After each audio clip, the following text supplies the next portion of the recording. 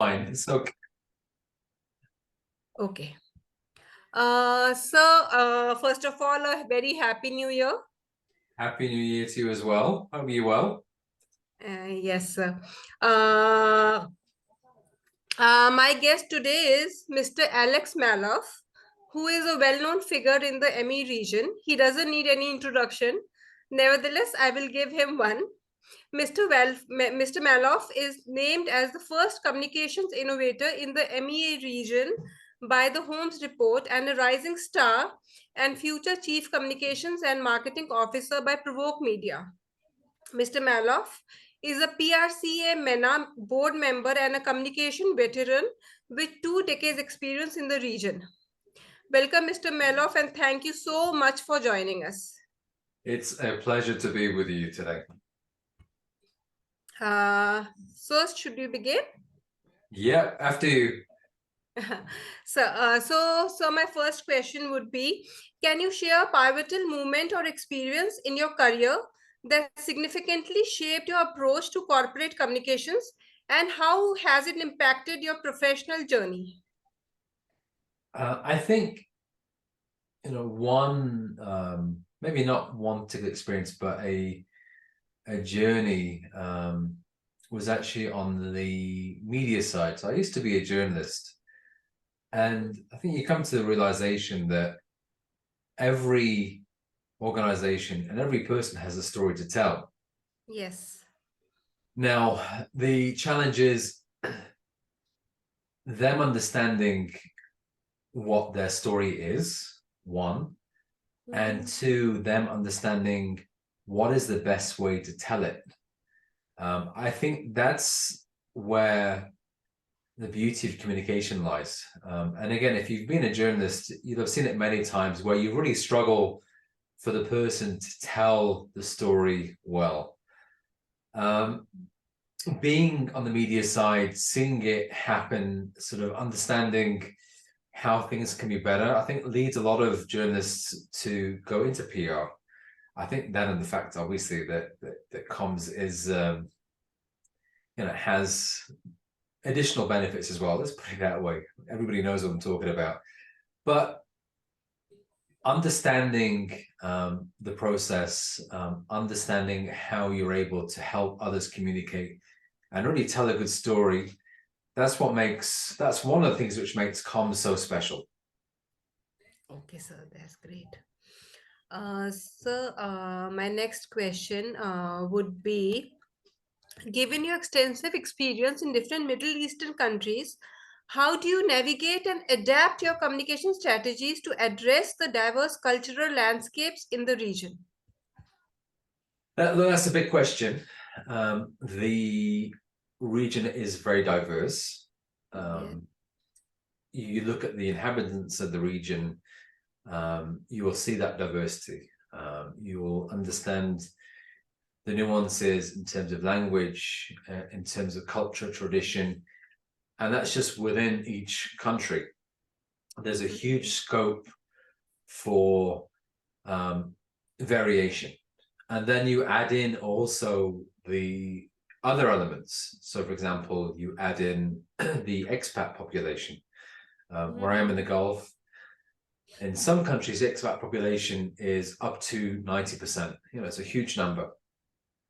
Then you also add in trade. You add in the multinational approach to relations and business, commerce, the impact of different cultures and arts and entertainment. We live in a rich culture, a diverse region. And I think there's a huge scope for communicators to really absorb all of these differences and tell a better story, be it internally within their organizations, to the cultures that are part of that organization, or externally as well. And I give you an example, with some of the organizations I've worked with, what they do, and it's very meaningful. It's simple, but it's meaningful. They mark different religious occasions for all the faiths which are represented by employees. It's a wonderful way to recognize diversity, but it's also as well a way to educate and raise awareness of how rich the organization can be. And again, it helps people feel that they belong to the organization much more than, than if those days, those events which mean something to them are not celebrated or acknowledged. So, just a simple example really of what it means to make the most of the diversity within the Middle East to all of its people, all of the people who live here and call this place home. Okay, that's wonderful. So someone is deeply involved in promoting sustainability in the communication sector. How do you see the role of corporate communications evolving in the context of increasing awareness and emphasize on environmental and social issues? I think we're seeing a huge shift in terms of understanding in various issues. And I think, one of the biggest issues that we've seen the shift on is, for example, climate change.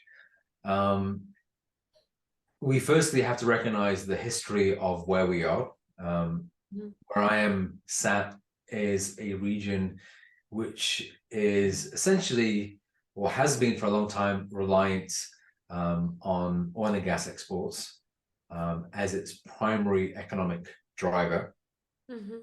But at the same time, climate change affects everybody. It doesn't respect boundaries. It's not going to stop at a certain place or location. We are all impacted. We all live on the one single planet. And I think what we are seeing is a gradual awareness, for example, of environmental issues within societies here. We're seeing shifts as well on other topics, and we're seeing, I think, a gradual understanding that I've witnessed, at least in other markets, say like in Europe or North America or in Asia, whereby brands are being asked to speak about issues which are traditionally not seen as business related. Climate change is obviously business related, because if you have a shift in climate, you're going to have extreme weather. That's going to impact supply chains. It's going to impact your operations. But we are seeing brands now taking a stand. It's gradual here. We're not seeing the speed of the shift which we've seen, for example, in Europe. But it's no more sort of business or communications as usual. COP28 and COP27 before that, COP27 was in Egypt, COP28 was in the UAE last year. These have helped in terms of shifting discussion. But what we also need to do as communicators is help our leadership understand that reputation is not just about what we say, it's mainly about what we do. And we need to push that message. It's all well and good to say that, we acknowledge that this is an important issue. The question often which comes in from our stakeholders is, what are you doing about it? Not just simply, what are you saying about it?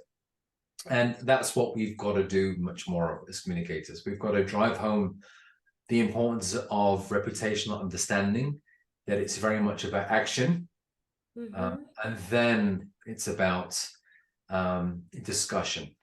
We have to walk essentially before we talk about what we've achieved. We can list our vision, we can list our aspirations and what our goals are, but we don't want to greenwash, for example. We shouldn't be doing that. We shouldn't be supporting that as communicators. We should be doing the right thing on this subject and also other subjects which really matter to our stakeholders and which make an impact to our key audiences. Okay. So, how do you align communication strategies with the company's mission and values, particularly in the context of the energy and technology sectors? Good question. In terms of alignment, the communications always has to be part of a wider strategy. What is the organization there for? What is it trying to achieve? What is the difference that it is looking to make? Communications should never be standalone. We are there to augment and amplify, and we have to add value to the organization and every part of the organization. That's what the best communications does. It supports understanding among our stakeholders in terms of what we're doing, the positive impact that we're making. It helps employees understand what their role is, what the vision for the company is, and why they should be proud of what they're doing. It helps, for example, our suppliers understand what we are trying to achieve as a company and where we are headed. I could go on and on in terms of what communications is there to do. We have to, as communicators, understand the organization. We've got to understand how business works. So, for example, being able to read a spreadsheet, being able to have business discussions with people internally and also as well stakeholders externally. And we've also got to develop our skills in other areas.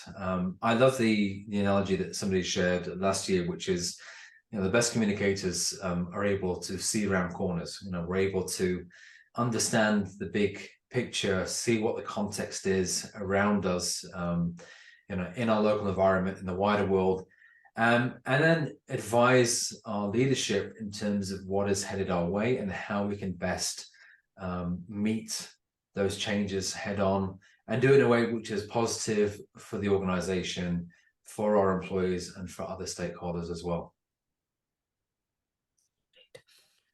So, with your background in journalism, how do you think the relationship between media and corporate communications has evolved in this present digital age?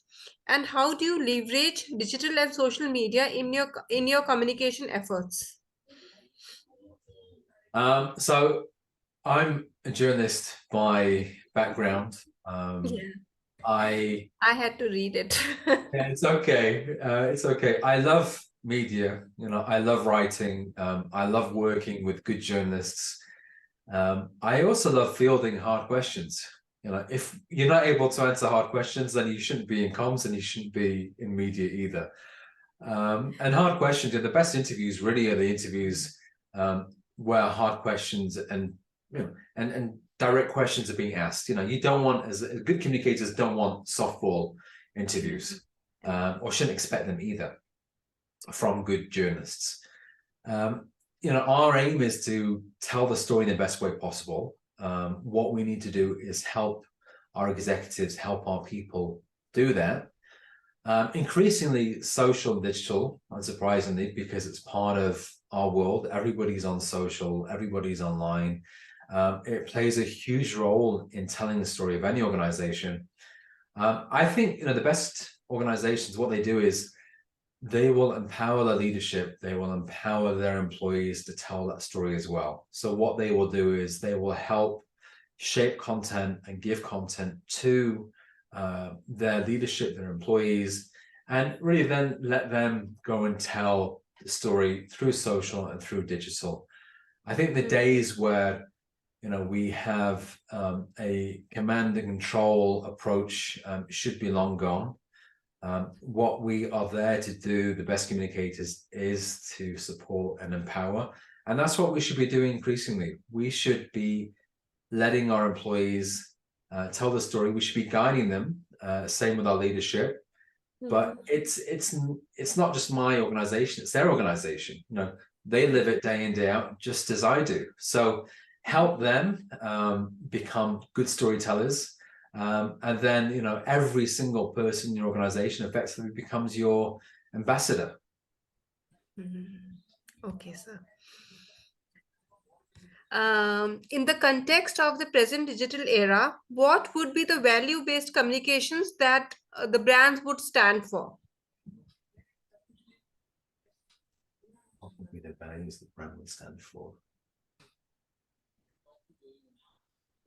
I think if I was a stakeholder looking inwards or at a brand, I would want to know, what does the brand do? Okay, you have a product or a service. That's one thing. That's fine.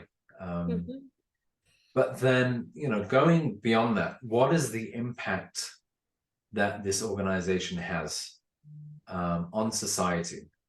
Mhm. So, what is the brand doing to essentially add value to the community, to the economy?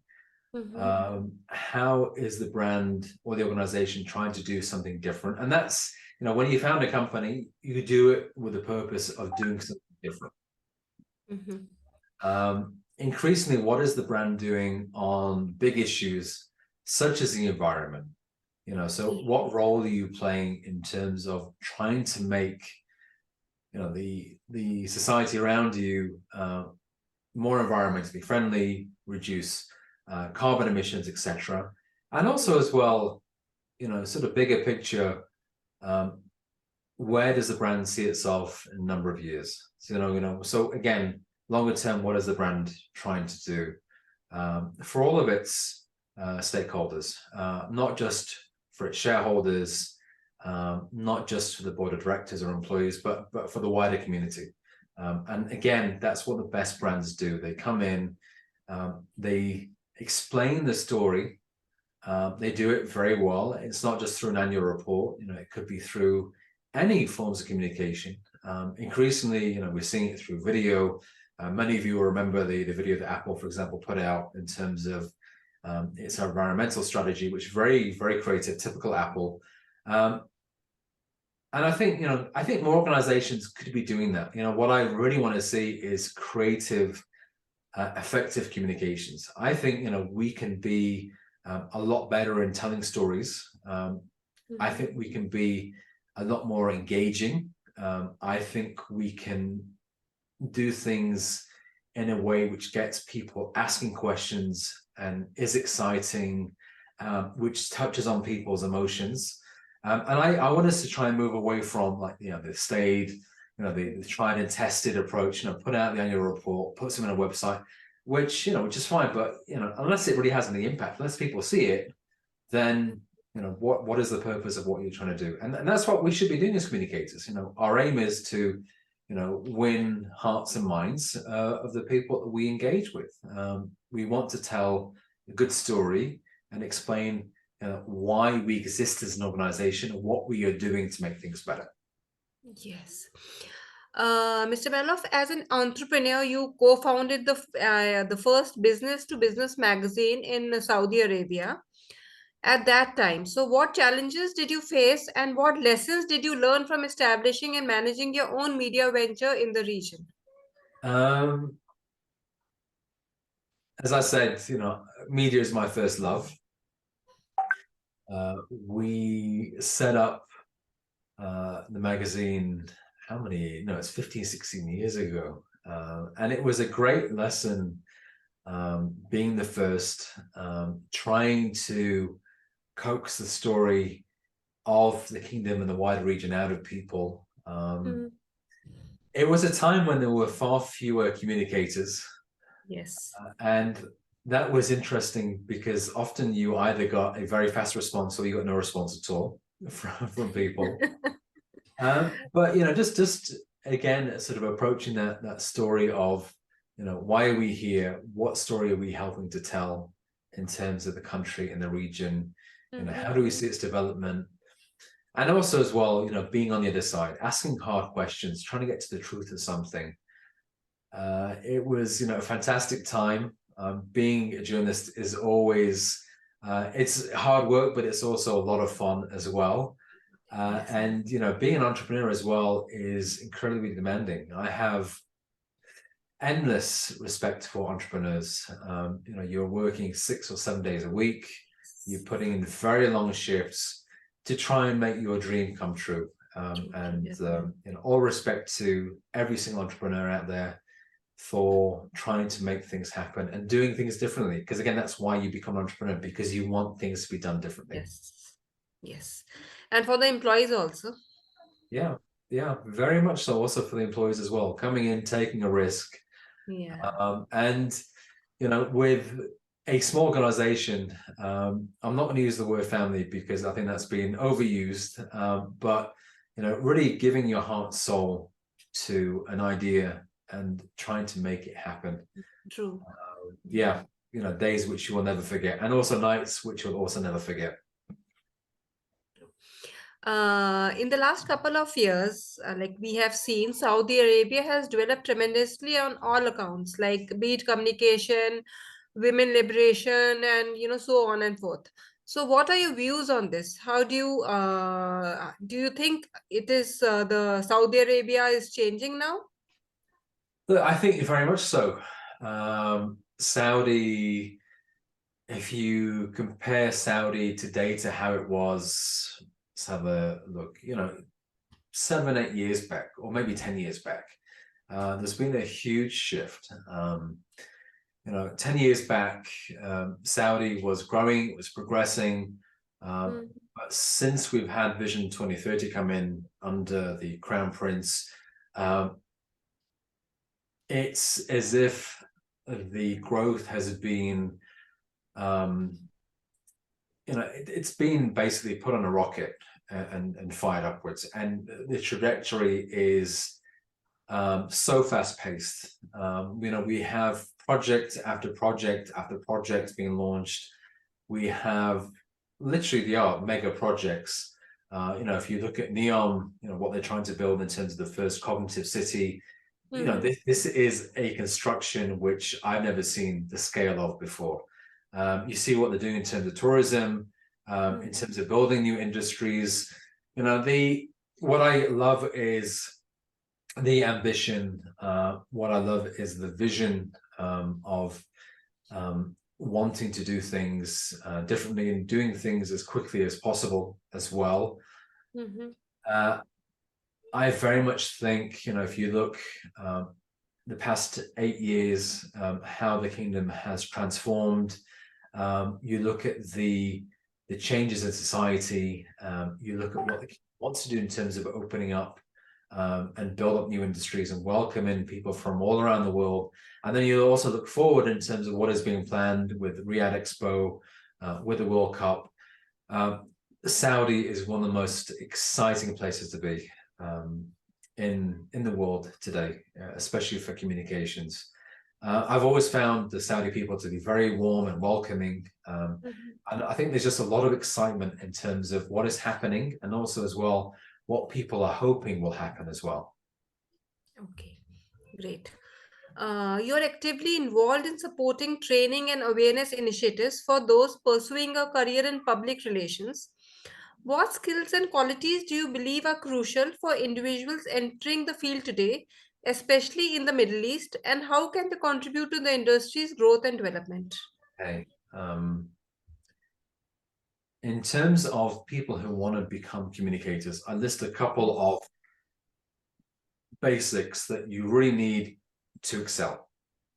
So one is you need curiosity. You need to want to ask questions. You need to have a drive for learning. Um, the industry is constantly changing and adapting and shifting. I remember when I came into profession, we were still sending faxes.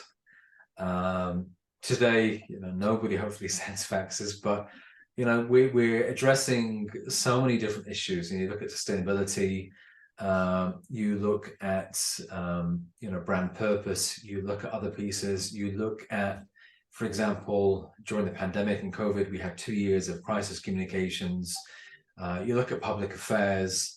Obviously, when I started out, digital was in its beginnings, in its infancy, and now digital is very much heart and center of what we do as communicators.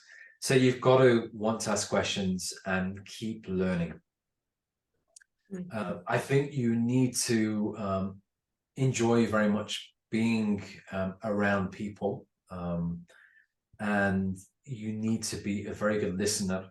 I think the best storytellers are actually people who listen and are able to pick up on good stories, pull out the strands, and then are able to take what they're being given and create something even better out of it as well. You need to be creative, and think a little bit differently. And how can we approach something maybe from a different perspective, which others haven't seen? Again, as a communicator, there is no limit for how creative you can be. Often as well, you've got to work on smaller budgets than our friends in marketing. So being creative really does matter. I think also as well, looking, I mentioned about constant learning. I think we need to also adapt much more science into what we do as communications. Think about, for example, measurement. How do we measure better? How do we learn about elements such as digital? How do we, look at elements which are coming into the industry like AI, and how can we use them to help what we do, to augment our work? I think, all of these different pieces, put them together, and that's what makes the nucleus of a really good communicator.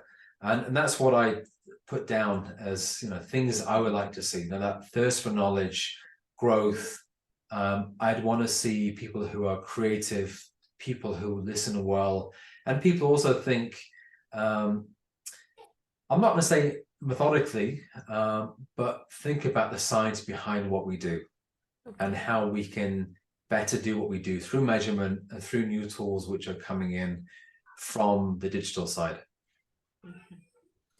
Great.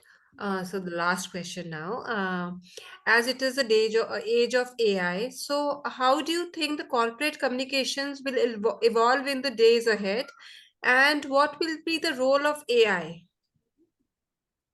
AI is going to, in brief, transform everything that we do. I think very much 2023 was just the beginning of what we're going to see. 2023 was almost like being in the sandpit, and having a little bit of fun with the tools. But with AI, it is going to transform everything that we do and also everything that we deal with. It's going to help us create content more quickly at a lower cost. I don't think it should, at least now, it shouldn't become the sole creator of content. For me, AI would create maybe a first draft, but then I'm going to go in, I'm going to see how good it is. I'm going to check what the AI has produced, because it doesn't always produce factually correct information, because it's based on the data that is fed into the tool. But then I'm going to polish it up, and likewise for imagery, for videos. AI is an incredibly powerful tool. What I think it's also going to do is make our jobs harder, in the sense that you're going to see more misinformation, you're going to see more disinformation.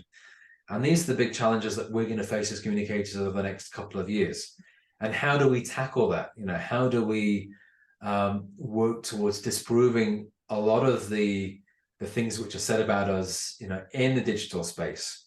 And AI is going to be behind that. So we've got to think really long and hard in terms of how we can best make use of AI, use it ethically, use it the right way, and also tackle what AI is going to produce, which is going to make our jobs harder as well. Okay, great, Mr. Malouf. It was a real pleasure talking to you, and really, it was really a great pleasure talking to you, I would say. It's a pleasure as well speaking to you, and thank you very much. And thank you so much. Looking forward to reading more of your work. Yeah, you can have a look at adgully.me. I have been. Don't worry. I've already been looking at it. I hope I'm doing good stuff over there.